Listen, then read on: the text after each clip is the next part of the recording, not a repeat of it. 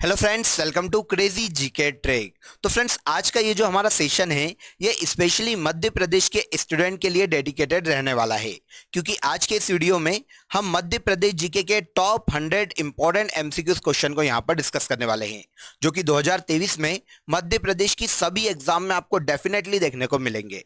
Video को and तक देखिएगा, पसंद आए तो लाइक और शेयर कर दीजिएगा और साथ ही साथ चैनल को भी सब्सक्राइब कर लीजिएगा। आइए शुरू करते हैं और मध्य प्रदेश जीके के टॉप 100 ऐसे एमसीक्यूज जो कि मध्य प्रदेश की सभी एग्जाम में आपको देखने को मिलेंगे, उनको यहां पर डिस्कस करते हैं। तो सबसे पहला क्वेश्चन देखिए, मध्य प्रदेश से प्रकाशित होने वाला पहला समाचार पत्र था। तो एमपी से प्रकाशित होने वाला देखिए सबसे पहला समाचार पत्र ग्वालियर अखबार था। यह जो समाचार पत्र है 1840 में मध्य प्रदेश के ग्वालियर से प्रकाशित हुआ था। लैंग्वेज की बात करें तो ये उर्दू लैंग्वेज का समाचार पत्र था और एक साप्ताहिक समाचार पत्र था। उर्दू भाषा का है लेकिन मध्य प्रदेश का पहला है। अगर क्वेश्चन ऐसा आता कि मध्य प्रदेश का पहला हिंदी समाचार पत्र कौन सा है, तो ये है फ्रेंड्स मालवा अखबार। इसकी बात करें तो ये 1848 में मध्य प्रदेश के इंदौर से प्रकाशित हुआ था। किस लैंग्वेज में था? हिंदी भाषा का पहला समाचार पत्र। लेकिन यहां पर पूछा गया है एमपी का सबसे पहला समाचार पत्र, तो यह है ग्वालियर अखबार। आंसर ए हो जाएगा। अगला क्वेश्चन देखते हैं, एमपी का 10वां संभाग किसे बनाया गया? तो मध्य प्रदेश का 10वां संभाग शहडोल संभाग है, जो कि 2008 में बनाया गया था। मध्य प्रदेश में वर्तमान में 10 संभाग है टोटल। 10वां और सबसे आखिरी शहडोल संभाग था, 2008 में बनाया गया था। आगे बढ़ने से पहले एक अपडेट देता हूं। क्रेजी जीके ट्रिक के रूट एप्लीकेशन पर आप सभी के लिए एमपी पटवारी का फुल कोर्स अवेलेबल है, बहुत ही नॉमिनल प्राइस में।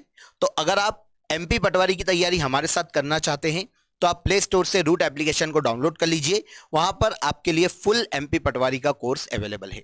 इसके अलावा अगर आप मुझसे एमपी जी के डेप्थ में जाकर पढ़ना चाहते हैं तो आप रूट एप्लीकेशन डाउनलोड कर लीजिए। आपके लिए मेरा एमपीजीके का लाइव कोर्स चल रहा है। आप एमपीजीके के लाइव कोर्स में एनरोल कर सकते हैं और एमपीजीके को डेप्थ में जाकर पढ़ सकते हैं। रूट एप्लीकेशन पर ही एमपीपीएससी का एक प्री के लिए फाउंडेशन बैच भी स्टार्ट हो गया है। एमपीपीएससी प्री के लिए आप इस बैच को भी ज्वाइन कर सकते हैं, जो हाल ही में जनवरी 2023 में शुरू हुआ है। चलिए नेक्स्ट क्वेश्चन पर आते हैं। 1 नवंबर 1956 को गठन के समय मध्य प्रदेश में कितने जिले थे? तो देखिए 1956 में जब मध्य प्रदेश का गठन हुआ था तब मध्य प्रदेश में 43 जिले थे। वर्तमान की बात करें तो वर्तमान में मध्य प्रदेश में 52 जिले। कितने हैं? 52। लेकिन गठन के समय 43 थे। जब छत्तीसगढ़ एमपी से अलग हुआ तब एमपी में 45 जिले बचे थे सन 2000 में। लेकिन वर्तमान में मध्य प्रदेश में जिलों की संख्या है 52। और संभाग की भी हम बात कर चुके हैं। संभाग कितने हैं? 10 संभाग है। राजस्थान की सिरोंज तहसील को किस जिले में शामिल किया गया था? तो जब मध्य प्रदेश का 1956 में गठन किया गया फ्रेंड्स, तो ABC 3 पार्ट को मिलाकर मध्य प्रदेश का गठन किया गया था। उसमें से पार्ट बी में सिरोंज तहसील, जो कि राजस्थान की कोटा रियासत का अंग थी, उसको मध्य प्रदेश के विदिशा जिले में पार्ट बी के थ्रू लिया गया था। तो सिरोंज तहसील राजस्थान की कोटा रियासत से मध्य प्रदेश के विदिशा जिले में शामिल की गई थी। वर्तमान में सिरोंज तहसील एमपी के विदिशा जिले में देखने को मिलती है। मध्य प्रदेश के राज्य चिन्ह में किन 2 अनाज किस्मों को दर्शाया गया है? तो एमपी के राज्य चिन्ह की अगर हम बात करें तो एमपी के राज्य चिन्ह में एक वृत्त के चारों ओर 24 स्तूप है। ऐसा आपको वृत्त देखने को मिलेगा और टोटल 24 स्तूप देखने को मिलेंगे वृत्त के चारों ओर। इसके अंदर एक वृक्ष का चित्र देखने को मिलता है। यह वृक्ष है फ्रेंड्स बरगद, या वट वृक्ष भी कहा जाता है। 2 आपको अनाज के चिन्ह देखने को मिलेंगे। एक तरफ गेहूं की बाली का चित्र है और एक तरफ धान की बाली का चित्र है। तो गेहूं और धान, ये 2 फसलें मध्य प्रदेश के राज्य चिन्ह में देखने को मिलती है। और इसके मध्य में एक आदर्श वाक्य है, सत्यमेव जयते। ये आदर्श वाक्य देखने को मिलता है मध्य प्रदेश के राज्य चिन्ह में। यहां पर फसल पूछी गई है, तो गेहूं और धान ये दो फसलें, इन दो फसलों के चिन्ह मध्य प्रदेश के राज्य चिन्ह में देखने को मिलते हैं। मध्य प्रदेश का प्रमुख हीरा उत्पादन जिला या हीरा उत्पादित करने वाला जिला कौन सा है? तो मध्य प्रदेश का सबसे बड़ा हीरा उत्पादक जिला मध्य प्रदेश का पन्ना जिला है। मध्य प्रदेश के पन्ना में बिजावर सीरीज की कुडप्पा चट्टानें पाई जाती है। कुडप्पा चट्टानें, बिजावर सीरीज की कुडप्पा चट्टानें मध्य प्रदेश के पन्ना और उसके आसपास के क्षेत्रों में फैली हुई है। इन्हीं कुडप्पा चट्टानों में मध्य प्रदेश के पन्ना जिले में हीरा पाया जाता है। एमपी का सबसे बड़ा हीरा उत्पादक जिला एमपी का पन्ना जिला है, याद रखिएगा। आंसर हो जाता है आंसर सी। इसके बाद देखिए, पिछली जनगणना की अपेक्षा राज्य के जनसंख्या घनत्व में कितने व्यक्ति प्रति किलोमीटर की वृद्धि हुई है? तो देखिए यहां पर जनसंख्या घनत्व की बात की गई है। तो पिछली जनगणना 2001 में जो मध्य प्रदेश की जनगणना हुई थी उसमें मध्य प्रदेश का जनसंख्या घनत्व 196 व्यक्ति प्रति वर्ग किलोमीटर था। लेकिन 2011 में जो जनगणना हुई है उसमें मध्य प्रदेश का जनसंख्या घनत्व 236 व्यक्ति प्रति वर्ग किलोमीटर पर आ गया है। मतलब जनसंख्या घनत्व में प्रति वर्ग किलोमीटर 40 व्यक्ति बढ़ गए हैं। कितने बढ़ गए हैं? 40। तो यहां पर वृद्धि पूछी गई है, आंसर सी यहां पर सही हो जाएगा। आगे आ जाते हैं। जनगणना 2011 में प्रदेश का जनसंख्या घनत्व कितना रहा है? तो 2011 की जनगणना की बात करें तो 2011 की जनगणना में अभी हमने बात की है, मध्य प्रदेश का जनसंख्या घनत्व 236 व्यक्ति प्रति वर्ग किलोमीटर है।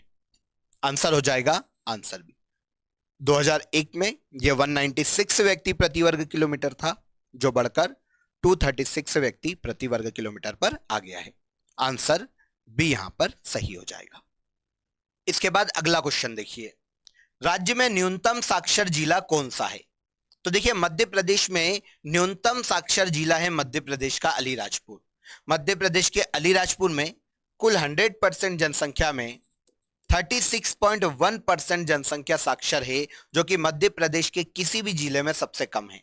सर्वाधिक साक्षर जिले की बात की जाती तो एमपी का जबलपुर, जहां पर कुल जनसंख्या का 81.1% साक्षर है।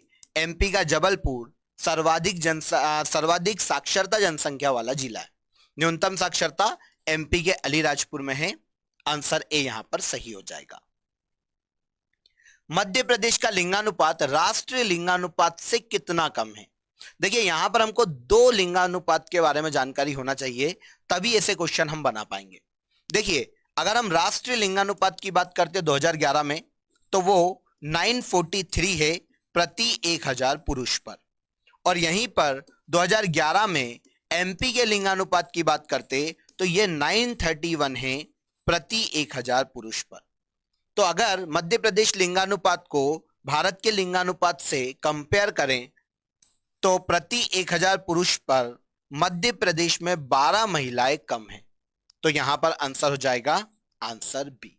भारत के लिंगानुपात से प्रति 1000 पुरुष पर मध्य प्रदेश के लिंगानुपात में 12 महिलाएं कम हैं। Answer B is correct answer. राज्य के किस जिले में सर्वाधिक शिशु लिंगानुपात है? तो एमपी में देखिए सर्वाधिक लिंगानुपात वाला जिला पूछता तो एमपी का बालाघाट है, लेकिन यहां पर पूछा गया है सर्वाधिक शिशु लिंगानुपात, मतलब 0 से 6 वर्ष तक के। तो मध्य प्रदेश में सर्वाधिक शिशु लिंगानुपात वाला जिला है एमपी का अलीराजपुर, जहां पर प्रति 1000 शिशु पुरुषों पर 978 शिशु महिलाएं हैं। हालांकि ये कम है 1000 पुरुष पर, लेकिन मध्य प्रदेश के किसी भी जिले में अलीराजपुर ही ऐसा है जहां पर सर्वाधिक है। तो एमपी का सर्वाधिक शिशु लिंगानुपात वाला जिला अलीराजपुर हो जाता है। 1000 पुरुष पर 978 शिशु महिलाएं हैं, याद रखिएगा, 0 से 6 वर्ष। जबलपुर के रूपनाथ और दतिया के गुर्जरा नामक स्थान पर स्थित लघु शिलालेख किससे संबंधित है? तो देखिए, जबलपुर का रूपनाथ शिलालेख या दतिया में गुर्जरा शिलालेख जो है, ये मौर्य वंश के शासक अशोक से संबंधित है। गुर्जरा अभिलेख जो कि दतिया में है अशोक का, इसमें अशोक का नाम देवानाम प्रियदर्शी देखने को मिलता है। प्रियदर्शिनी, देवानाम प्रियदर्शिनी, अशोक का नाम देखने को मिलता है दतिया के गुर्जरा अभिलेख में। और जबलपुर का रूपनाथ अभिलेख, मध्य प्रदेश के उज्जैन में वैश्य टेकरी, ये सब अशोक से संबंधित है, याद रखिएगा। आंसर बी हो जाएगा। किस दुर्ग को किलो का रत्न या भारत का जिब्राल्टर कहा जाता है? तो किलो का रत्न या भारत का जिब्राल्टर मध्य प्रदेश के ग्वालियर के किले को कहा जाता है। ग्वालियर का किला आपको नाम से समझ में आ जाएगा, मध्य प्रदेश के ग्वालियर में स्थित है। 525 ईस्वी में इसको राजा सूरज सेन ने बनवाया था, याद रखिएगा, सूरज सेन द्वारा निर्मित। कौन सा दुर्ग है? ग्वालियर का दुर्ग, एमपी के ग्वालियर में। कब बना था? 525 ईस्वी में बनाया गया था। ओके, क्या कहा जाता है? किलो का रत्न या भारत का जिब्राल्टर। इसी किले के अंदर हमको मान मंदिर, गुजरी महल, सास बहू का मंदिर भी देखने को मिलता है। नेक्स्ट, सूची मिलाना है यहां पर हमें, आइए देख लेते हैं। ये 1857 ईस्वी की क्रांति का नेतृत्व करता है अधिकतर लोग, और कहीं ना कहीं फ्रीडम फाइटर ही रहे, तो इनकी सूची मिलाना है कि कहां से इन्होंने नेतृत्व किया है अपनी क्रांति का। तो देखिए, शेख रमजान की बात करें तो इन्होंने सागर से क्रांति का नेतृत्व किया है, ए का हो जाएगा 2। शंकर शाह की बात करें तो शंकर शाह ने क्रांति का नेतृत्व किया है मध्य प्रदेश के रायपुर से, तो बी का हो जाएगा 4। नारायण सिंह ने गढ़मंडला से क्रांति का नेतृत्व किया है, सी का हो जाएगा 1। और शहादत खान ने मध्य प्रदेश के महू से क्रांति का नेतृत्व किया था, तो डी का हो जाएगा 3। तो आइए ये देख लेते हैं हम कहां पर दिया हुआ है, तो 2 4 1 3, यहां पर डी हमारा सही आंसर हो जाएगा। शेख रमजान ने सागर से क्रांति का नेतृत्व किया, याद रखिएगा। शंकर शाह की बात करें रायपुर से, नारायण सिंह ने गढ़मंडला से, और शहादत खान ने महू छावनी से क्रांति का नेतृत्व किया था। Answer D is correct answer. 1857 ईस्वी के विद्रोह में प्रदेश में सबसे पहले विद्रोह कहां हुआ था? तो 1857 ईस्वी की क्रांति मध्य प्रदेश की नीमच छावनी से शुरू हुई थी। मध्य प्रदेश के नीमच में 3 जून 1857 को, इसे याद रखिएगा, बहुत ही इंपॉर्टेंट डेट है। भारत में 10 मई 1857 को मेरठ छावनी से शुरू हुई थी, मंगल पांडे ने की थी।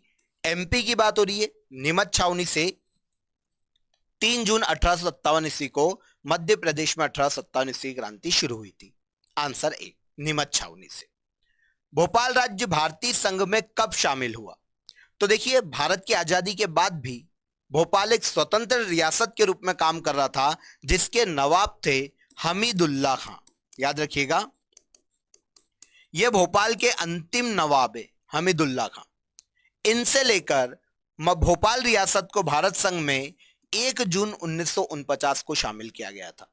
1 जून 1949 को भोपाल भारत संघ में शामिल किया गया। अंतिम नवाब था हमीदुल्ला खां। और मध्य प्रदेश के पार्ट सी, जिसको विंध्य प्रदेश कहा जाता है, उसमें भोपाल स्टेट को ऐड कर दिया गया था। भारत संघ में कब शामिल किया गया, यह पूछा गया है, 1 जून 1949। भोपाल के अंतिम नवाब कौन थे? हमीदुल्ला खां थे। आदिवासियों ने जंगल सत्याग्रह कब किया? तो आदिवासियों का जो जंगल सत्याग्रह था वो सविनावज्ञा आंदोलन के समय हुआ था, 1930 में, मध्य प्रदेश के बैतूल और उसके आसपास के जंगल के क्षेत्रों में। प्राग ऐतिहासिक काल या प्राग ऐतिहासिक शिला चित्र मध्य प्रदेश में कहां पाए गए? तो प्राग ऐतिहासिक शिला चित्र जिनका कोई लिखित प्रमाण नहीं है, मतलब सिंधु घाटी सभ्यता के भी पहले के, ऐसे शिला चित्र मध्य प्रदेश के भीमबेटका की गुफाओं में देखने को मिलते हैं। आंसर सी हो जाएगा। भीमबेटका की गुफाएं प्राग ऐतिहासिक कालीन गुफाएं, याद रखिएगा। इसकी विशेषता है किस जिले में? सबसे पहले एमपी के रायसेन जिले में, और विश्व का सबसे बड़ा गुफा समूह है। यहां पर एक साथ 700 से ज्यादा गुफाएं देखने को मिलती है, प्राग ऐतिहासिक कालीन गुफाएं। भीमबेटका की गुफाओं की खोज की बात करें तो 1957 में वीएस वाकड़कर ने भीमबेटका की गुफाओं की खोज की थी। प्राग ऐतिहासिक कालीन शिला चित्र है मध्य प्रदेश की भीमबेटका की गुफाओं में। आंसर सी।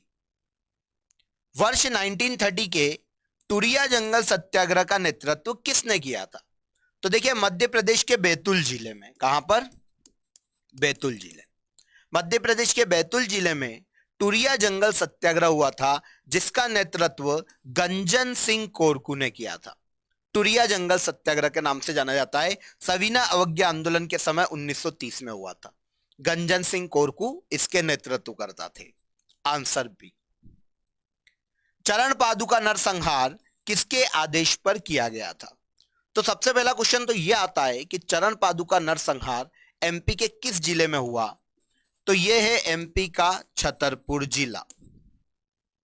एमपी के छतरपुर में चरण पादुका नाम के स्थान पर 1931 में, मकर संक्रांति का दिन था, 14 जनवरी 1931 को चरण पादुका नरसंहार हुआ था, जिसे मध्य प्रदेश का जलियांवाला बाग कहा जाता है। इंपॉर्टेंट है, याद रखना, very very important. Madhya Pradesh का जलियांवाला बाग चरण पादुका नरसंहार को कहा जाता है। एमपी के छतरपुर जिले में 1931 में हुआ था। यहां पर गोली चलाने वाला अंग्रेज कैप्टन फिशर था। जलियांवाला बाग में गोली चलाई थी जनरल डायर ने, मध्य प्रदेश के चरण पादुका में गोली चलाई थी कैप्टन फिशर ने। Answer D. चरण पादुका नरसंहार जो कि एमपी के छतरपुर में हुआ था, इसे कहा जाता है मध्य प्रदेश का जलियांवाला बाग 1931 में। ठीक है, देखिए अगर आपने मध्य प्रदेश करंट अफेयर 2022 का मेरा महामैराथन वीडियो नहीं देखा है तो आप क्रेजी जीके ट्रिक चैनल पर विजिट करके इस वीडियो को भी देख सकते हैं। महामैराथन वीडियो है जहां पर हमने 150 क्वेश्चन कलेक्ट किए हैं मध्य प्रदेश करंट अफेयर 2022 के। जनवरी से लेकर दिसंबर 2022 तक सभी क्वेश्चन जो कि मध्य प्रदेश की एग्जाम से करंट अफेयर्स में पूछे जा सकते हैं, वो सभी आपको एमपी से यहां देखने को मिल जाएंगे। तो अगर आप एमपी करंट अफेयर्स के लिए परेशान है, मध्य प्रदेश करंट अफेयर्स के लिए परेशान है, तो आप ये महामैराथन वीडियो देख लीजिए, जहां पर हमने 2.5 घंटे, ऑलमोस्ट 2.5 घंटे में 150 से ज्यादा क्वेश्चन कवर किए हैं। और जो डिटेल रिलेवेंट है, डिटेल मैंने आपको बताई है, उसको मिलाकर लगभग 500 क्वेश्चन वहां पर आपके कवर हो जाएंगे। तो उस वीडियो को देखना ना भूलें। अगर आपने नहीं देखा है तो आप क्रेजी जीके ट्रिक चैनल पर जाकर इस वीडियो को भी देख सकते हैं, या फिर आपको मैं लिंक दे दूंगा डिस्क्रिप्शन में, तो आप वहां पर जाकर भी वीडियो को देख सकते हैं। चलिए अगले क्वेश्चन पर आते हैं। 1857 ईस्वी के स्वतंत्रता संग्राम में टंटिया भील ने कहां से विद्रोह का नेतृत्व किया था? तो देखिए 1857 ईस्वी की क्रांति का नेतृत्व टंटिया भील ने मध्य प्रदेश के खरगोन के मंडलेश्वर क्षेत्र से किया था। आंसर बी यहां पर सही हो जाएगा। टंटिया भील जो कि भील जनजाति के गौरव हैं मध्य प्रदेश में, इन्होंने खरगोन के मंडलेश्वर क्षेत्र से क्रांति का नेतृत्व किया था। 1857 ईस्वी की क्रांति में भाग लिया था टंटिया भील। किस वंश ने ओरछा को बुंदेलखंड की राजधानी बनाया था? तो ओरछा, बुंदेल वंश ने ओरछा को अपनी राजधानी बनाया था जब इनका बुंदेलखंड पर शासन था। आंसर ए हो जाएगा। बुंदेला वंश ने ओरछा को अपनी कैपिटल बनाया था जब इन्होंने बुंदेलखंड पर शासन किया था। फिर से एक सूची मिलाने के लिए कहा गया है, आइए देखते हैं। पुरातत्व स्थल दिए गए हैं यहां पर 4 और हमें बताना है कि उसकी विशेषता क्या है। तो आइए देखते हैं। नावदा टोली एमपी के खरगोन में, अगर हम इसकी बात करें तो ये एक ताम्र पाषाण कालीन एक बस्ती है, या ताम्र पाषाण कालीन साक्ष्य हमको नावदा टोली में देखने को मिले एमपी के खरगोन में। तो ए का हो जाएगा 2। एरण की बात करते हैं, एमपी के सागर में है। पूरे भारत में सती प्रथा का पहला साक्ष्य मिला है। कहां पर? एरण में। कहां पर? एरण एमपी के सागर में। बी का हो जाएगा 3। त्रिपुरी की बात करें तो यहां पर सातवाहन वंश के सिक्के प्राप्त हुए हैं। सी का हो जाएगा 4। और गुर्जरा अभिलेख, अभी हमने बात की थी दतिया में, अशोक के लघु शिलालेख प्राप्त हुए हैं। तो डी का हो जाएगा 1। अब ये देख लेते हैं हम कहां पर दिया है सीक्वेंस। तो 2 3 4 1 यहां पर दिया है सी नंबर पर। आंसर हो जाएगा सी। नावदा टोली एमपी के खरगोन में एक पुरातत्व स्थल है, ताम्र पाषाणकालीन बस्ती है। एरण एमपी के सागर में सती प्रथा का पहला साक्ष्य मिला है। त्रिपुरी से आंध्र सातवाहन वंश के सिक्के प्राप्त हुए हैं। और गुर्जरा अभिलेख अशोक का एक शिलालेख है। ओके, इसके बाद आते हैं मौर्य सम्राट अशोक द्वारा निर्मित लघु शिलालेखों में निम्न का संबंध मध्य प्रदेश से। तो यहां पर 4 दिए हैं। देखिए रूपनाथ एमपी के जबलपुर में अशोक का है, गुर्जरा दतिया, सारो मारो, सीहोर, ये तीनों ही मध्य प्रदेश से संबंधित है और ये अशोक के लघु शिलालेख है। तो आंसर हो जाएगा आंसर डी। प्लेस याद रखिएगा, कभी कभी प्लेस भी पूछा जाता है। पन्ना की प्रसिद्ध हीरा की खदानें निम्न में से किस सीरीज के अंतर्गत आती है? तो अभी हमने बात की थी, पन्ना की प्रसिद्ध हीरे की जो खाने हैं वो बिजावर सीरीज की खाने हैं। Answer A. बिजावर सीरीज की कुडप्पा चट्टानों में मध्य प्रदेश के पन्ना में हीरा पाया जाता है, याद रखिएगा। निम्न में से किसे प्रदेश का 49वां या 49वां जिला बनाया गया था? तो एमपी का 49वां जिला झाबुआ से अलग करके बना था अलीराजपुर। झाबुआ से अलग करके अलीराजपुर 17 मई 2008 को एमपी का 49वां जिला बनाया गया था। किससे अलग हुआ था? झाबुआ से। बाद में 7 दिन बाद 24 मई 2008 को एमपी का 50वां जिला सीधी से अलग करके बनाया गया था सिंगरौली। तो यहां पर 49वां जिला पूछा है तो झाबुआ से अलग हुआ था अलीराजपुर, एमपी का सबसे पश्चिमी जिला है। ओके, 17 मई 2008 में एमपी का 49वां जिला बना था। अविभाजित मध्य प्रदेश की पूर्व से पश्चिम की ओर लंबाई क्या थी? तो देखिए, अविभाजित मध्य प्रदेश मतलब जब छत्तीसगढ़ एमपी से ऐड था। तो जब छत्तीसगढ़ एमपी से ऐड था तब मध्य प्रदेश दक्षिण, उत्तर से दक्षिण की ओर ज्यादा फैला हुआ था। तब अविभाजित मध्य प्रदेश की पूर्व से पश्चिम की ओर लंबाई 996 किलोमीटर थी। कितनी थी? 996। और उत्तर से दक्षिण की ओर मध्य प्रदेश 1126 किलोमीटर में फैला हुआ था। तो अविभाजित मध्य प्रदेश पूर्व से पश्चिम पूछा है तो यह है 996। अविभाजित मध्य प्रदेश उत्तर से दक्षिण था 1126 किलोमीटर। वर्तमान में मध्य प्रदेश उत्तर पूर्व से पश्चिम की ओर ज्यादा है 870 किलोमीटर और उत्तर से दक्षिण की ओर 605 किलोमीटर वर्तमान में एमपी देखने को मिलता है। अविभाजित एमपी पूछा गया है, पूर्व से पश्चिम 996 किलोमीटर में फैला हुआ था, लंबाई 996 किलोमीटर थी। सतपुड़ा पर्वत के पूर्वी विस्तार को क्या कहते हैं? तो देखिए, मध्य प्रदेश के दक्षिण में सतपुड़ा पर्वतमाला है जिसका सबसे पूर्वी विस्तार जो कि अनूपपुर, शहडोल आदि जिलों में फैला हुआ है, यह मेकाल श्रेणी के नाम से जाना जाता है। मध्य हिस्सा महादेव श्रेणी और सतपुड़ा का पश्चिमी हिस्सा राजपीपला श्रेणी के नाम से जाना जाता है। तो यहां पर पूर्वी हिस्सा पूछा गया है तो सतपुड़ा का सबसे पूर्वी हिस्सा मेकाल श्रेणी के नाम से जाना जाता है।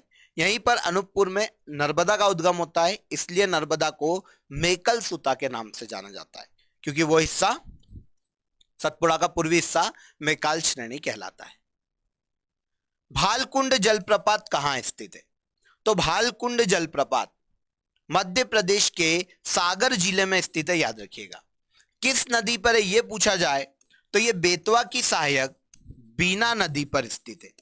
बीना नदी बेतवा की सहायक है। इसी नदी पर सागर में भालकुंड या राहतगढ़ जलप्रपात देखने को मिलता है, एमपी के सागर जिले में। आंसर सी हो जाएगा। कुआरी नदी का उद्गम स्थल कौन सा है? सबसे पहले तो हमें यह पता चले कि कुआरी किसकी सहायक नदी है। तो देखिए, कुआरी की बात करें तो कुआरी सहायक नदी है सिंध नदी की। किसकी है? सिंध नदी की। कुआरी नदी का उद्गम शिवपुरी के पठार से होता है। एमपी के शिवपुरी जिले में शिवपुरी के पठार से कुआरी नदी निकलती है, उत्तर पूर्व की ओर बहती है और भिंड की लाहार तहसील में कुआरी नदी सिंध नदी से मिल जाती है। तो कुआरी नदी सिंध की सहायक है, शिवपुरी के पठार से उद्गम होता है और भिंड की लाहार तहसील में जाकर सिंध नदी से मिल जाती है। उद्गम शिवपुरी का पठार। आगे देखिए, निम्नलिखित नदियों तथा उन पर बसे नगरों के गलत युग्म का चयन कीजिए। गलत बताना है। तो देखिए, मंदसौर शिवना नदी के तट पर है, बिल्कुल सही। मंदसौर शिवना नदी के तट पर बसा हुआ है। बालाघाट बेनगंगा नदी के तट पर बसा है, बिल्कुल सही है। सोनकच्छ की अगर हम बात करें तो यह सिंध नदी के तट पर नहीं है बल्कि काली सिंध नदी के तट पर है। तो यह युग्म सुमेलित नहीं है क्योंकि देवास का सोनकच्छ काली सिंध नदी के तट पर है और रतलाम चंबल के तट पर है, यह बिल्कुल सही है। तो कौन सा युग्म सुमेलित नहीं है? Answer C. निम्नलिखित में से किस जलप्रपात का निर्माण चंबल नदी नहीं करती है? 4 दिए, बताना है कि कौन से जलप्रपात का निर्माण चंबल नदी नहीं करती। तो राहतगढ़ जलप्रपात, अभी हमने इसकी बात की थी, एमपी के सागर में बीना नदी पर है, चंबल पर नहीं है, तो आंसर तो हमें यही मिल गया। आंसर है बीना नदी पर सागर में। पाताल पानी जलप्रपात एमपी के इंदौर में, चंबल की एक सहायक धारा पर है, मतलब चंबल ही है वो पाताल पानी। झाड़ी दहा भी इंदौर में चंबल पर है। और चुलिया जलप्रपात मंदसौर के निकट राजस्थान के सीमा के अंदर चंबल नदी पर स्थित है। चुलिया जलप्रपात राजस्थान की सीमा में चंबल नदी पर। तो राहतगढ़ सागर में बीना नदी पर है, तो यह चंबल का जलप्रपात नहीं है। निम्न में से कौन सा नगर बेनगंगा नदी के किनारे बसा है? इजीली बता दोगे। एमपी का बालाघाट बेनगंगा नदी के तट पर बसा हुआ है। पचमढ़ी की बात करें तो पचमढ़ी तवा, तवा नगर तवा के तट पर है। और धार, अगर धार और कुक्षी की बात करें तो यह माही नदी के तट पर है। बालाघाट बेनगंगा नदी के तट पर बसा हुआ है। आंसर हो जाएगा आंसर ए। रेगुर किस मिट्टी को कहा जाता है? तो रेगुर मृदा काली मिट्टी को कहा जाता है, जो कि मध्य प्रदेश में सर्वाधिक पाई जाती है। एमपी की कुल मृदा क्षेत्र का ऑलमोस्ट 47% काली मिट्टी पाई जाती है, और मुख्य रूप से पश्चिमी मध्य प्रदेश में पूरा मालवा का पठार काली मिट्टी से निर्मित है। अब क्योंकि इस मिट्टी का निर्माण ज्वालामुखी उद्गार से हुआ है, इसीलिए इसे ज्वालामुखी मृदा भी कहा जाता है, याद रखिएगा। कभी कभी क्वेश्चन ऐसा भी आता है, एमपी के किस भौगोलिक क्षेत्र का निर्माण ज्वालामुखी से हुआ है? मालवा का पठार, इसीलिए वहां पर काली मिट्टी। रेगुर मिट्टी या ज्वालामुखी मृदा कपास की फसल के लिए उपयुक्त है, तो कपासी मृदा भी कहा जाता है। किसको? काली मिट्टी को। Answer A. प्रदेश की कौन सी नदी अवनलिका अपर्दन द्वारा बीहड़ का निर्माण करती है?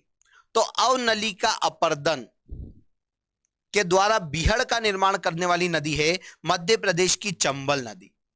इसी नदी के अपर्दन के कारण, अवनलिका अपर्दन के कारण भिंड, मुरैना और श्योपुर जिले में बीहड़ों का निर्माण हुआ है, जो कि डाकुओं की शरण स्थली है। किस नदी में? चंबल नदी में। ओके। मध्य प्रदेश में सिंचाई का प्रमुख साधन कौन सा है?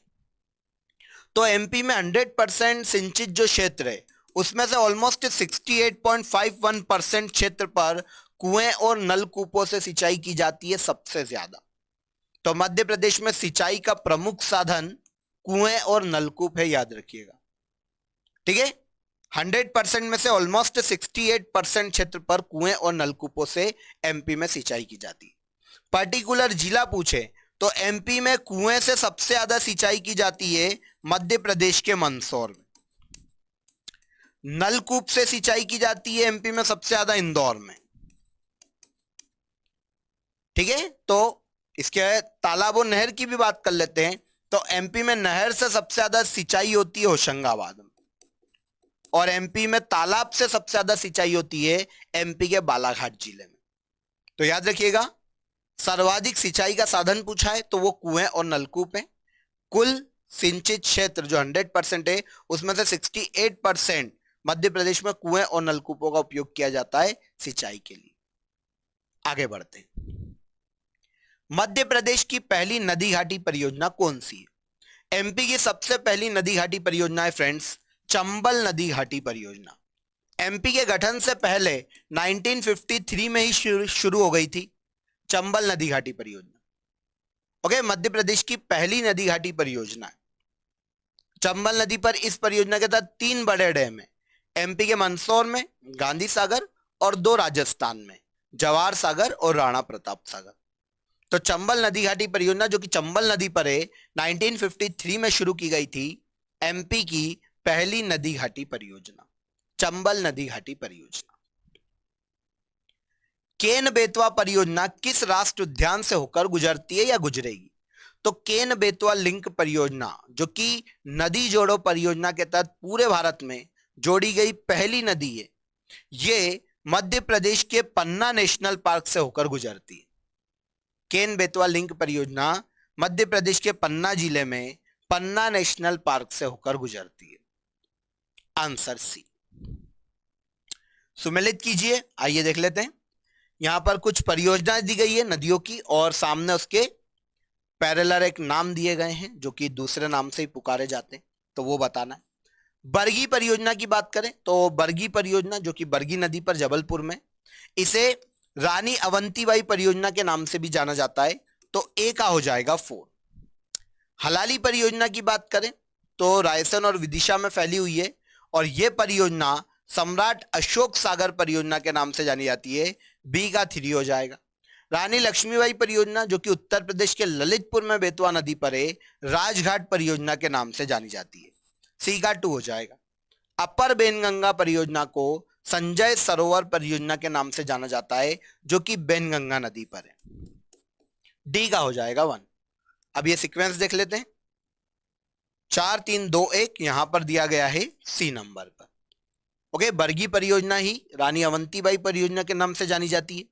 हलाली परियोजना सम्राट अशोक सागर परियोजना के नाम से जानी जाती है। रानी लक्ष्मीबाई परियोजना राजघाट परियोजना के नाम से जानी जाती है और अपर बेनगंगा परियोजना संजय सरोवर के नाम से जानी जाती है। निम्न में से कौन सी परियोजना मध्य प्रदेश, उत्तर प्रदेश व बिहार की संयुक्त परियोजना है? तो एमपी, यूपी और बिहार की संयुक्त परियोजना है बाण सागर परियोजना जो कि मध्य प्रदेश के शहडोल में सोन नदी पर स्थित है।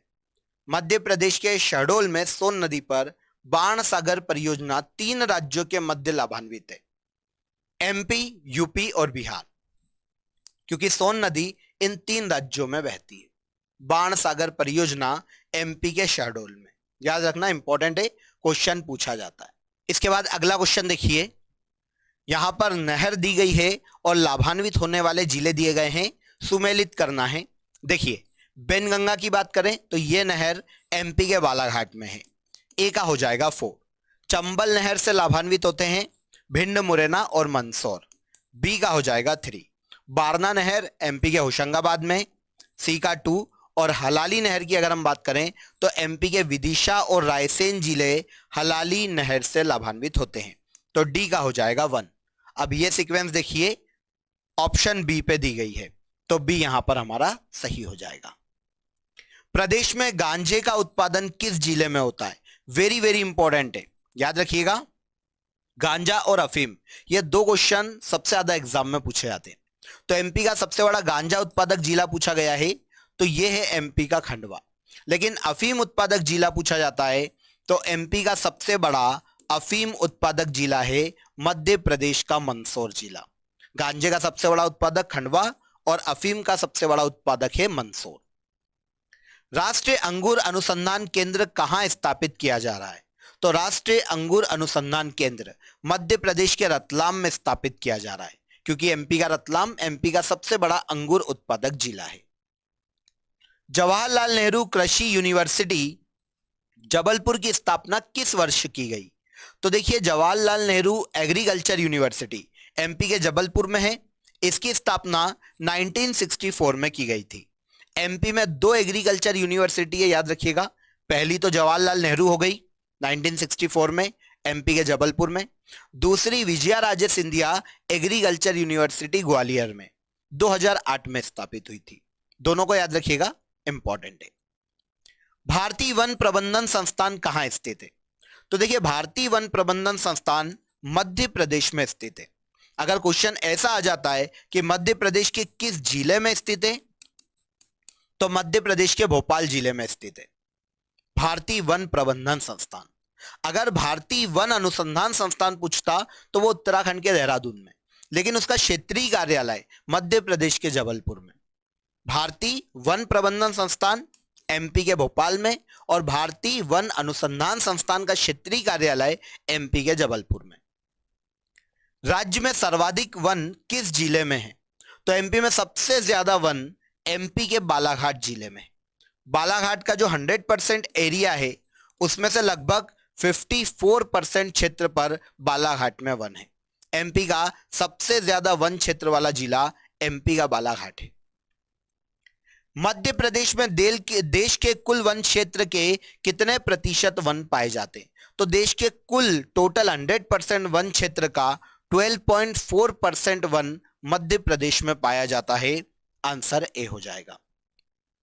निम्न में से किस नदी में घड़ियालों के संरक्षण की योजना नहीं चलाई जा रही। तो देखिए, घड़ियालों के संरक्षण की योजना एमपी की 3 नदियों में 3 सेंचुरी के रूप में चलाई जा रही है। चंबल घड़ियाल अभ्यारण्य एमपी के मुरैना में, केन घड़ियाल अभ्यारण्य एमपी के छतरपुर में है, और सोन घड़ियाल अभ्यारण्य मध्य प्रदेश के सीधी जिले में स्थित है। पर नर्मदा में घड़ियालों का संरक्षण नहीं किया जाता। आंसर भी यहां पर सही हो जाएगा। इसके बाद देखिए, एक और बार सुमेलित करते हैं, अभ्यारण्य और किस जिले में है, इससे क्वेश्चन है। फेन अभ्यारण्य एमपी के मंडला जिले में स्थित है, तो ए का हो जाएगा 1। बगदरा अभ्यारण्य एमपी के सीधी में है, बी का हो जाएगा 2। पेंच अभ्यारण्य शिवनी और छिंदवाड़ा में फैला हुआ है, सी का 3। और केन अभ्यारण्य एमपी के छतरपुर और पन्ना में है, तो डी का हो जाएगा 4।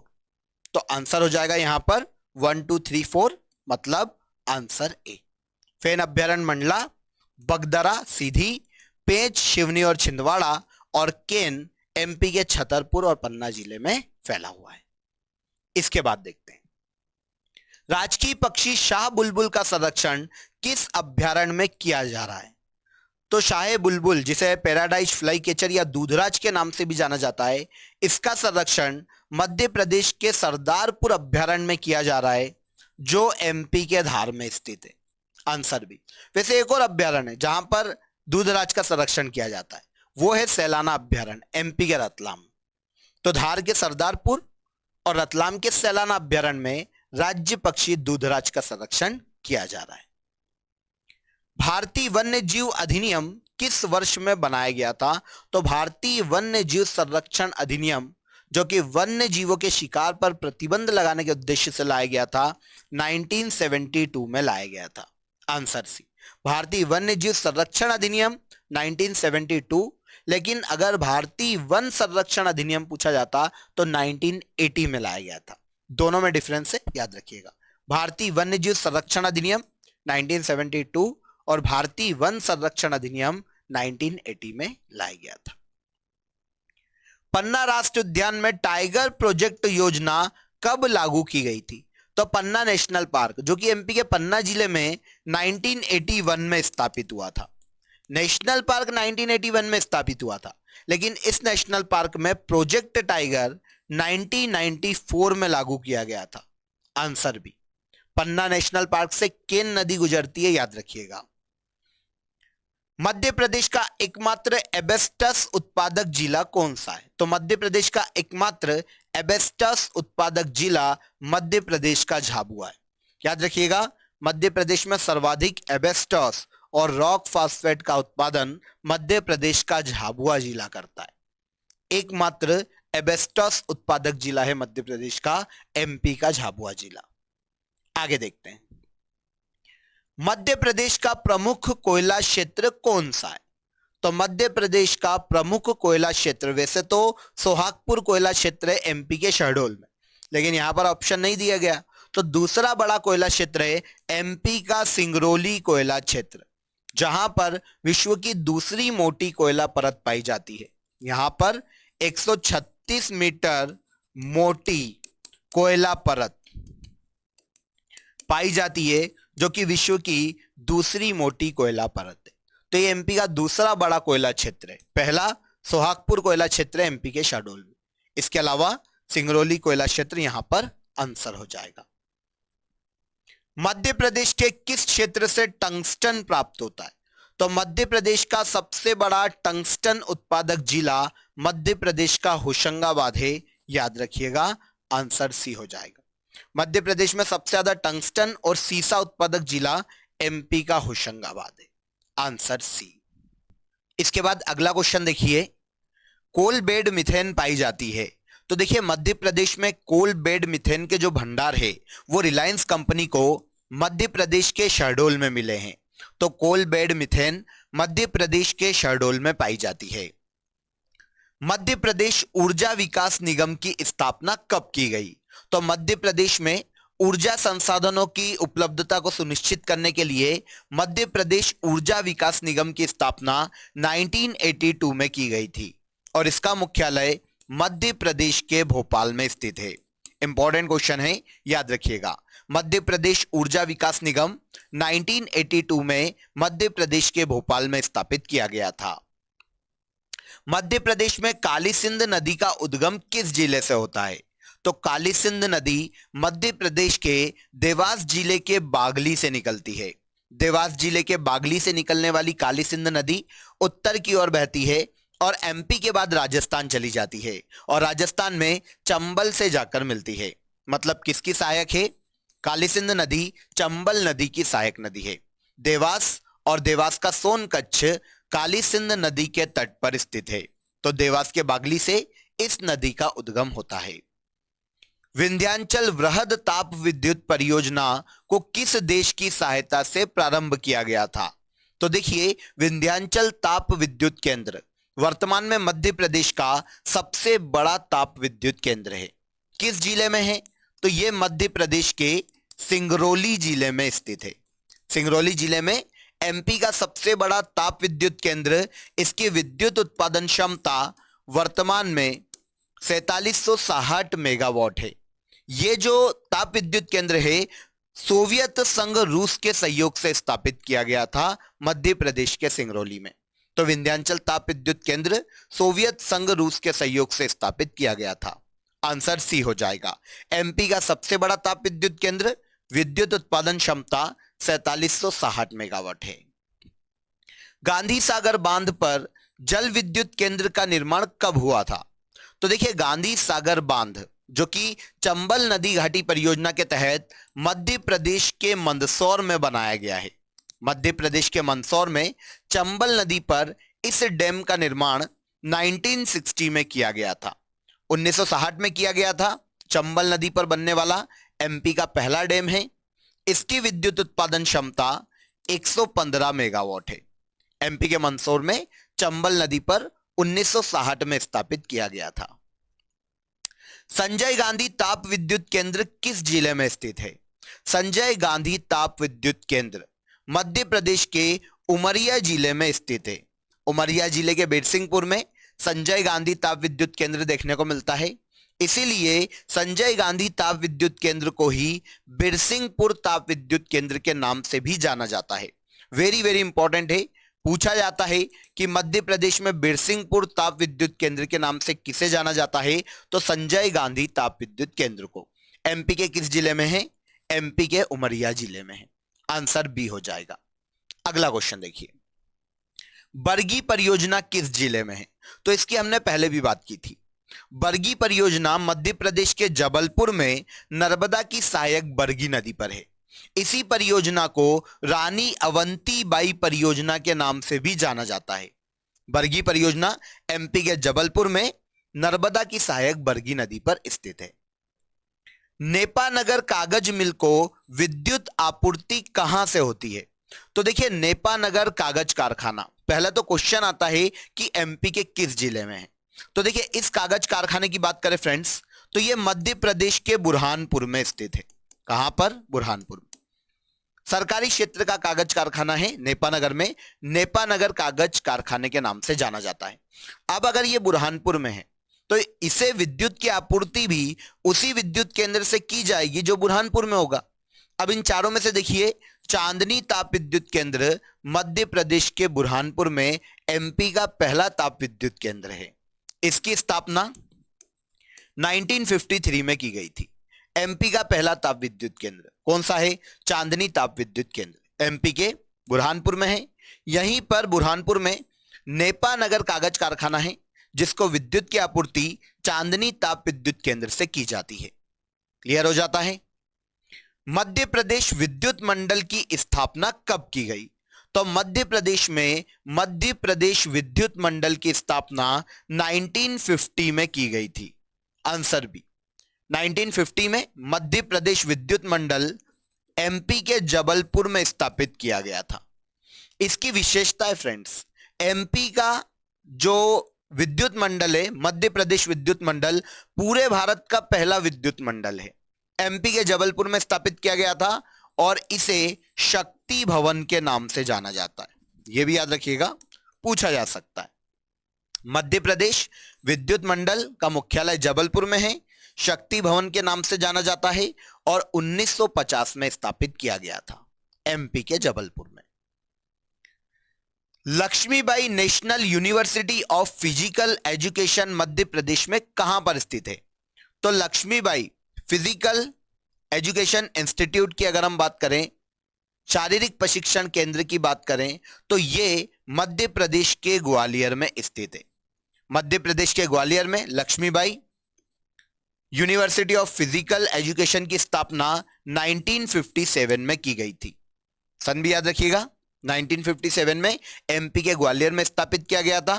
पूरे एशिया का पहला शारीरिक प्रशिक्षण यूनिवर्सिटी है, इसको आप ऐसे बोल सकते हैं, एमपी के ग्वालियर में है। मध्य प्रदेश में कैप्टन रूप सिंह स्टेडियम कहां स्थित है? तो मध्य प्रदेश में कैप्टन रूप सिंह स्टेडियम, जो कि हॉकी खिलाड़ी रूप सिंह के नाम पर है, एमपी के ग्वालियर में। Answer B. अब देखिए इंपॉर्टेंट क्या है पता है, रूप सिंह हॉकी के खिलाड़ी है, लेकिन ये जो स्टेडियम है ये क्रिकेट स्टेडियम है। 2010 में दक्षिण अफ्रीका के खिलाफ सचिन तेंदुलकर ने इस स्टेडियम में दोहरा शतक लगाया था, एमपी के ग्वालियर में, रूप सिंह क्रिकेट स्टेडियम। ओके। मध्य प्रदेश में तात्या टोपे स्टेडियम कहां स्थित है? तात्या टोपे स्टेडियम को ही टीटी स्टेडियम के नाम से जाना जाता है, तात्या टोपे, कंफ्यूज मत होइएगा, एमपी के भोपाल में। Answer B, Tatya Tope stadium Madhya Pradesh के भोपाल में स्थित है। नर्मदा बचाओ आंदोलन का नेतृत्व किसने प्रदान किया या नेतृत्वकर्ता कौन थी? तो नर्मदा बचाओ आंदोलन की नेतृत्वकर्ता मध्य प्रदेश में मेघा पाटकर थी। आंसर सी हो जाएगा, मेघा पाटकर नर्मदा बचाओ आंदोलन की नेतृत्वकर्ता है मध्य प्रदेश में। उर्मिल परियोजना मध्य प्रदेश के अतिरिक्त किस राज्य की संयुक्त परियोजना है? तो सबसे पहले तो मुझे यह समझ में आए कि ये एमपी के किस जिले में और किस नदी पर है। तो उर्मिल परियोजना के नाम से ही आपको समझ में आ जाएगा कि ये उर्मिल नदी पर है। किस पर है? उर्मिल नदी पर, एमपी के छतरपुर जिले में। बहुत ही इंपॉर्टेंट है, काफी पूछी जाती है। मध्य प्रदेश के छतरपुर जिले में उर्मिल नदी पर उर्मिल सिंचाई परियोजना है, जो कि मध्य प्रदेश और उत्तर प्रदेश राज्य के मध्य में लाभान्वित है। आंसर डी, उर्मिल परियोजना छतरपुर में उर्मिल नदी पर एमपी और यूपी के मध्य लाभान्वित परियोजना है। चमड़ा कॉम्प्लेक्स मतलब लेदर कॉम्प्लेक्स एमपी में कहां स्थित है? तो देखिए एमपी में लेदर कॉम्प्लेक्स मध्य प्रदेश के देवास में। आंसर डी हो जाएगा। अगर रेडीमेड कॉम्प्लेक्स या इलेक्ट्रॉनिक कॉम्प्लेक्स पूछता तो वो इंदौर में। ओके, लेदर कॉम्प्लेक्स पूछा है तो देवास में। इसके अलावा अगर स्टेनलेस स्टील कॉम्प्लेक्स पूछता तो वो सागर में, है ना। और मध्य प्रदेश में एग्रो कॉम्प्लेक्स एमपी के छिंदवाड़ा में। तो ये 4-5 कॉम्प्लेक्स याद रखिएगा, क्वेश्चन यहां से पूछा जा सकता है। चमड़ा कॉम्प्लेक्स या लेदर कॉम्प्लेक्स एमपी के देवास में स्थित है। भारत हेवी इलेक्ट्रिकल लिमिटेड को किस देश की सहायता से स्थापित किया गया है? भेल की बात की गई है, BHEL भेल। भेल मध्य प्रदेश के भोपाल में। कहां पर है? एमपी के भोपाल में। मध्य प्रदेश के भोपाल में 1964 में भेल की स्थापना की गई थी ब्रिटेन के सहयोग से। आंसर ए हो जाएगा, ब्रिटेन के सहयोग से एमपी के भोपाल में 1964 में भारत हेवी इलेक्ट्रिकल लिमिटेड की स्थापना की गई थी। ओरिएंटल पेपर मिल कहां स्थित है? तो ओरिएंटल पेपर मिल, जो कि मध्य प्रदेश में निजी क्षेत्र का कागज कारखाना है, यह शहडोल के अमलाई में स्थित है। आंसर ए, अमलाई कहां आता है? शहडोल। ओके, तो ओरिएंटल पेपर मिल निजी क्षेत्र का कागज कारखाना शहडोल के अमलाई में स्थित है। कभी ऐसा क्वेश्चन आ जाए कि किस कंपनी के पास है, तो बिरला ग्रुप के पास है, याद रखिएगा, बिरला ग्रुप का कागज कारखाना ये निजी क्षेत्र का। अमलाई शहडोल में है ओरिएंटल पेपर मिल। राष्ट्रीय बैंक नोट प्रेस कहां स्थित है? तो नोट छापने का कारखाना आप जानते ही हैं इसको, मध्य प्रदेश के देवास में। राष्ट्रीय बैंक नोट प्रिंटिंग प्रेस मध्य प्रदेश के देवास में 1975 में स्थापित किया गया था, एमपी के देवास में। अगला क्वेश्चन देखिए, मध्य प्रदेश में कैमूर क्यों प्रसिद्ध है? तो कैमूर मध्य प्रदेश में, जो कि मध्य प्रदेश के पूर्वी हिस्से में पड़ता है, सतना, कटनी आदि जिलों में, यह जो क्षेत्र है सीमेंट उद्योग के लिए प्रसिद्ध है। आंसर ए हो जाएगा। कटनी और सतना मध्य प्रदेश में सीमेंट उत्पादक क्षेत्र है, तो सीमेंट के लिए फेमस है कैमूर। Answer A. मध्य प्रदेश में ऑप्टिकल फाइबर कारखाना कहां स्थापित किया गया है? तो मध्य प्रदेश में ऑप्टिकल फाइबर कारखाना मंडीदीप में स्थापित किया गया है, जो कि एक औद्योगिक केंद्र है मध्य प्रदेश के रायसेन में। इसे कहा जाता है मंडीदीप औद्योगिक केंद्र, एमपी के रायसेन में है और ऑप्टिकल फाइबर कारखाने के लिए जाना जाता है। इंपॉर्टेंट है, याद रखिएगा। एग्जाम में ये क्वेश्चन हमने काफी बार देखा है। एमपी में पीबी के एग्जाम में काफी क्वेश्चन आता ही है। ऑप्टिकल फाइबर कारखाना एमपी में कहां पर है? मंडीदीप औद्योगिक केंद्र। अगर क्वेश्चन ऐसा भी आ जाए कि मंडीदीप औद्योगिक केंद्र किस जिले में, तो एमपी के रायसेन में। क्लियर हो जाता है। मध्य प्रदेश राज्य उद्योग निगम की स्थापना कब की गई? तो मध्य प्रदेश राज्य उद्योग निगम 1969 में स्थापित किया गया था और यह मध्य प्रदेश के भोपाल में स्थित है। मध्य प्रदेश राज्य उद्योग निगम 1969 में मध्य प्रदेश के भोपाल में स्थापित किया गया है। राज्य में किस स्थान पर रेलवे स्लीपर का निर्माण किया जाता है? तो मध्य प्रदेश में रेलवे स्लीपर कारखाना बूधनी में है, जो कि एमपी के सीहोर जिले में है। सीहोर जिले के बूधनी में मध्य प्रदेश में रेलवे स्लीपर कारखाना है। यहीं से मध्य प्रदेश के मुख्यमंत्री शिवराज सिंह चौहान चुनाव लड़ते हैं, सीहोर के बूधनी से, है ना। विधानसभा का चुनाव लड़ते हैं शिवराज सिंह चौहान। बूधनी सीहोर में ही मध्य प्रदेश में रेलवे स्लीपर कारखाना स्थित है। मध्य प्रदेश में प्रथम रेल मार्ग कब बनाया गया था? तो मध्य प्रदेश का सबसे पहला रेल मार्ग, जो कि इलाहाबाद से जबलपुर तक का था फ्रेंड्स, वो 1867 ईस्वी में बनाया गया था। 1867 में एमपी का पहला रेल मार्ग, जो कि इलाहाबाद से जबलपुर तक बनाया गया था। निम्नलिखित नगरों में से कहां हवाई अड्डा नहीं है? तो एयरपोर्ट, इन चारों में से ग्वालियर, खजुराहो और जबलपुर में एयरपोर्ट देखने को मिलता है, लेकिन रतलाम में कोई एयरपोर्ट देखने को नहीं मिलता।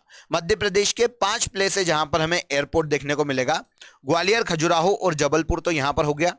इसके अलावा भोपाल और इंदौर, ये 5 जगह है जहां पर एमपी में एयरपोर्ट है। रतलाम में एयरपोर्ट नहीं है।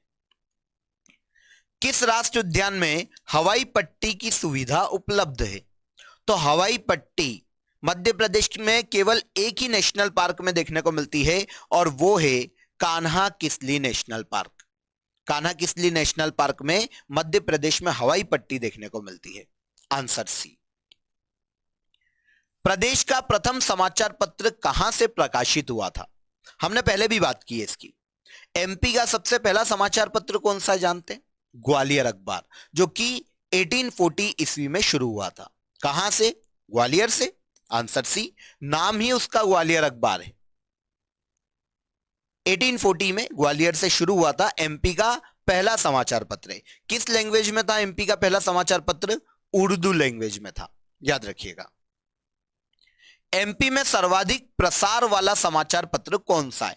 तो एमपी में सबसे ज्यादा प्रचार प्रसार वाला समाचार पत्र है दैनिक भास्कर, जिसकी शुरुआत मध्य प्रदेश के भोपाल से हुई थी। भोपाल से शुरू हुआ था, लेकिन वर्तमान में एमपी के आधे से ज्यादा जिलों से दैनिक भास्कर का प्रकाशन किया जाता है। एमपी में सबसे ज्यादा प्रचार प्रसार वाला समाचार पत्र दैनिक भास्कर है। इसकी एक मासिक पत्रिका भी काफी फेमस है, जिसका नाम है आहा जिंदगी। 2004 में शुरू की गई थी मध्य प्रदेश के भोपाल से। हिंदी में प्रकाशित होती है, मासिक पत्रिका है आहा जिंदगी। 2004 में शुरू हुई थी, कहां से? भोपाल से। किस समाचार समूह की है? दैनिक भास्कर की। एमपी में सबसे ज्यादा प्रचार प्रसार वाला समाचार पत्र दैनिक भास्कर है। भारत का प्रथम आदिवासी संचार शोध केंद्र कहां स्थापित किया गया है? तो भारत का पहला आदिवासी संचार शोध केंद्र मध्य प्रदेश के झाबुआ में स्थापित किया गया है। आंसर सी हो जाएगा। पूरे भारत का पहला है, याद रखिएगा। मध्य प्रदेश से प्रकाशित होने वाला प्रथम अखबार कौन सा था? अभी हमने बात की, कौन सा है ये? ग्वालियर अखबार, आंसर ए। कब शुरू हुआ था? 1840 में। कहां से शुरू हुआ था? एमपी के ग्वालियर से। और कौन सा लैंग्वेज था? उर्दू। और नेचर कैसा था? तो ये साप्ताहिक था। साप्ताहिक समाचार पत्र था, वीक में एक दिन आता था। 1840 में शुरू हुआ था, ग्वालियर से, उर्दू लैंग्वेज का था। लेकिन एमपी का पहला समाचार पत्र है, कौन सा? ग्वालियर अखबार। इसके बाद देखिए, मध्य प्रदेश की प्रसिद्ध खेल पत्रिका कौन सी है? तो मध्य प्रदेश की सबसे फेमस खेल पत्रिका खेल हलचल है, जो कि मध्य प्रदेश के इंदौर से प्रकाशित होती है। कहां से? इंदौर से। खेल हलचल के नाम से। आंसर भी हो जाएगा। किस समाचार समूह की है ये पूछा जाए तो ये नई दुनिया की है, याद रखिएगा। नई दुनिया की है खेल हलचल, प्रसिद्ध खेल पत्रिका है एमपी की, इंदौर से प्रकाशित होती है। उर्दू भाषा में प्रकाशित प्रथम अखबार कौन सा था? इजी, आंसर ए, ग्वालियर अखबार। पहला भी था और उर्दू लैंग्वेज का भी था। हिंदी का पहला पूछता तो फिर मालवा अखबार, 1848 में इंदौर से शुरू हुआ था। लेकिन यहां पर उर्दू पूछा है तो कौन? ग्वालियर अखबार। राज्य में मुख्यमंत्री ग्राम सड़क योजना कब से आरंभ की गई? तो एमपी में मुख्यमंत्री ग्राम सड़क योजना 2010-11 से शुरू की गई थी। जो ग्रामीण क्षेत्र है वहां पर सामान्य 500 आबादी पर उस गांव को, राजस्व गांव को सड़क मार्ग से जोड़ दिया जाएगा, ग्रामीण सड़क बना दी जाएगी। और अगर आदिवासी क्षेत्र है तो 250 की आबादी पर सड़क का निर्माण कर दिया जाएगा। यह है मुख्यमंत्री ग्राम सड़क योजना, 2010-11 में शुरू की गई थी। आंसर डी हो जाएगा। गांव की बेटी योजना में कितनी राशि देय है?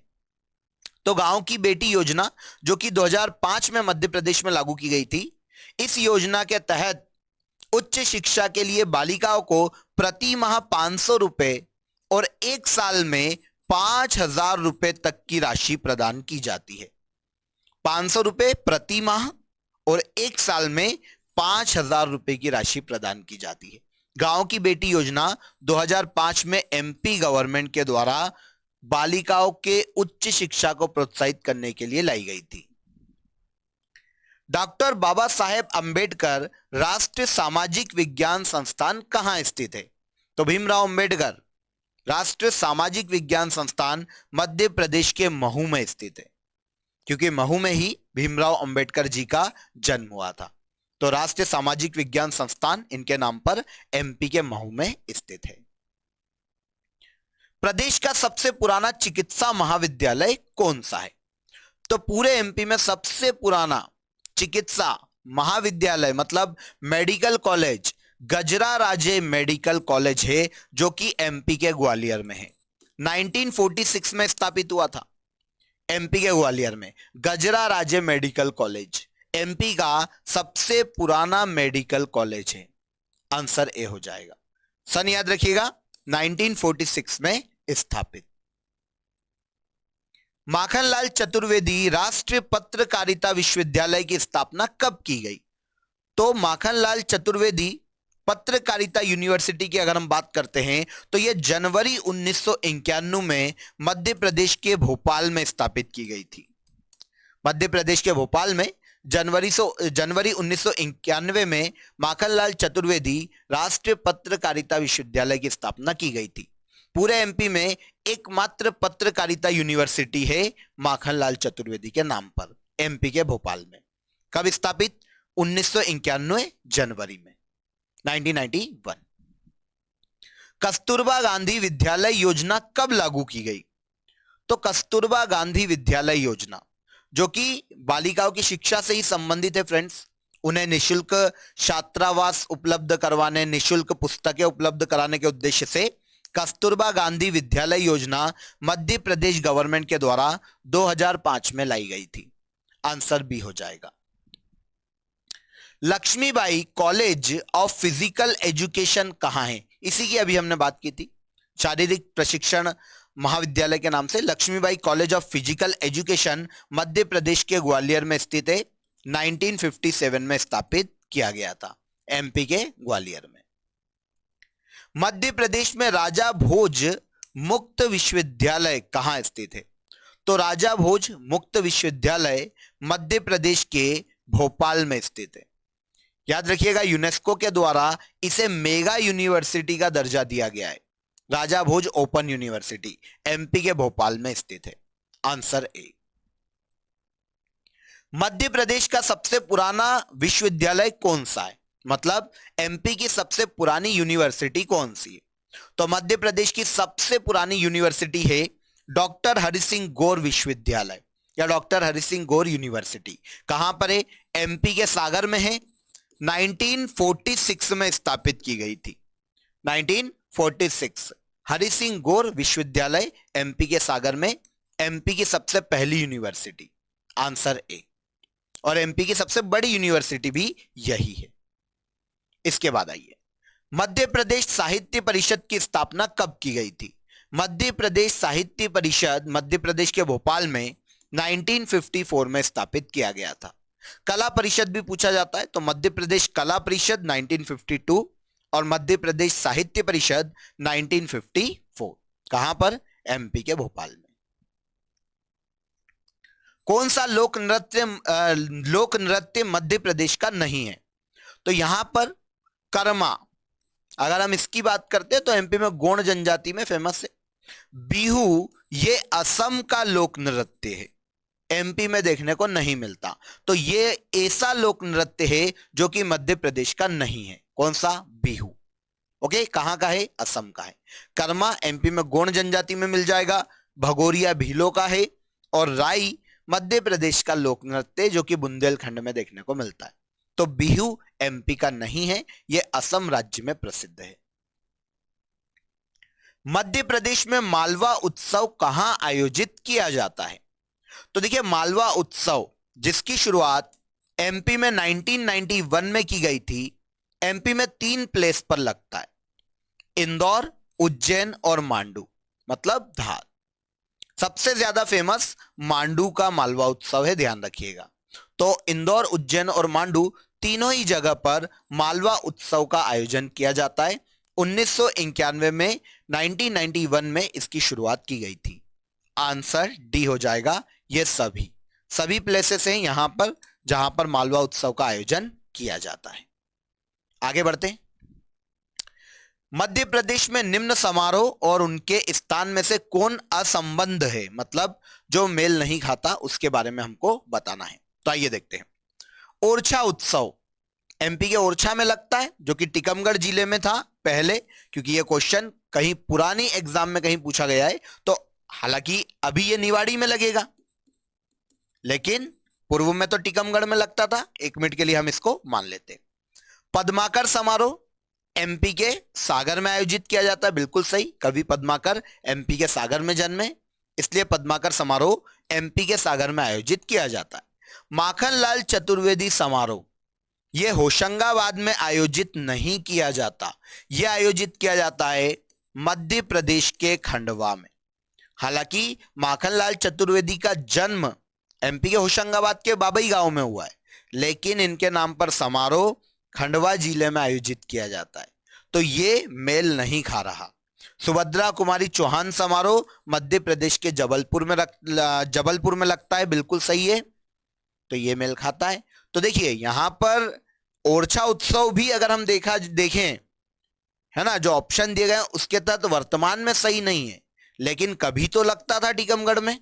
अब निवाड़ी अलग हो गया है टीकमगढ़ से, तो निवाड़ी में चला गया। लेकिन हो सकता है क्वेश्चन पुराने पॉइंट ऑफ व्यू से पूछ रहा हो, तो ये हम सही मानेंगे। ये पूरी तरह से गलत है। माखनलाल चतुर्वेदी समारोह लगता है एमपी के खंडवा में, तो ये सुमेलित नहीं है। आंसर सी हो जाएगा।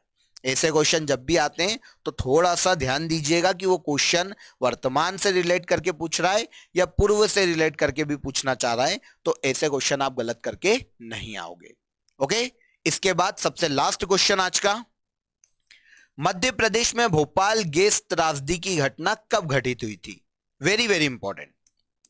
भोपाल गैस त्रासदी मध्य प्रदेश में 2-3 दिसंबर की रात को 1984 में हुई थी। Answer B.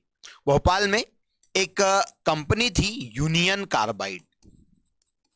कार्बाइड एक अमेरिका की है ना उर्वरक कंपनी है यूनियन कार्बाइड। इसके प्लांट से एक गैस का रिसाव हुआ था जिसका नाम था MIC। 2 तारीख मतलब 2 तारीख का पूरा दिन निकल चुका था, रात का टाइम था और 3 तारीख अगले दिन आने वाली थी। तो 2-3 दिसंबर की रात को 1984 में MIC जिसको कहा जाता है मिथाइल आइसोसाइनेट, मिथाइल आइसोसाइनेट का यूनियन कार्बाइड से रिसाव होता है। एक जहरीली गैस है। काफी सारे भोपाल में लोग मारे जाते हैं। इस घटना को भोपाल गैस त्रासदी के नाम से जाना जाता है। गवर्नमेंट के द्वारा इस त्रासदी से निपटने के लिए ऑपरेशन फेथ चलाया गया था, इसको भी याद रखिएगा। कब हुई थी? 2-3 दिसंबर 1984। क्लियर? तो आई होप सभी 100 क्वेश्चन जो हमने यहां पर डिस्कस किए हैं और जितनी भी मैंने आपको रिलेवेंट डिटेल बताई है वो इजीली आपने नोट कर ली होगी। एक एक फैक्ट आपको समझ में आ गया होगा। एक एक क्वेश्चन जो कि यहां पर मैंने आपको आज पढ़ाया है सभी एग्जाम में पूछे जाने वाले क्वेश्चन हैं और पूर्व की एग्जाम में पूछे भी गए हैं। इसीलिए वीडियो को अगर कहीं भी दिक्कत हो तो एक बार फिर से आप रिवाइज करके देख लीजिएगा ताकि ऐसे क्वेश्चन आपके एग्जाम में कभी भी गलत ना हो। ओके, अगर आप MPG के मुझसे पढ़ना चाहते हैं तो मेरी लाइव बैच रूट एप्लीकेशन पर शुरू हो चुकी है। अगर आप इंटरेस्टेड हैं तो उसमें एनरोल कर सकते हैं। इसके लिए आप प्ले स्टोर से रूट एप्लीकेशन को डाउनलोड कर लीजिए, वहां पर आपके लिए ऑप्शन अवेलेबल है। फिर मुलाकात करेंगे नेक्स्ट वीडियो में, तब तक अपना ख्याल रखिए। जय हिंद, जय भारत।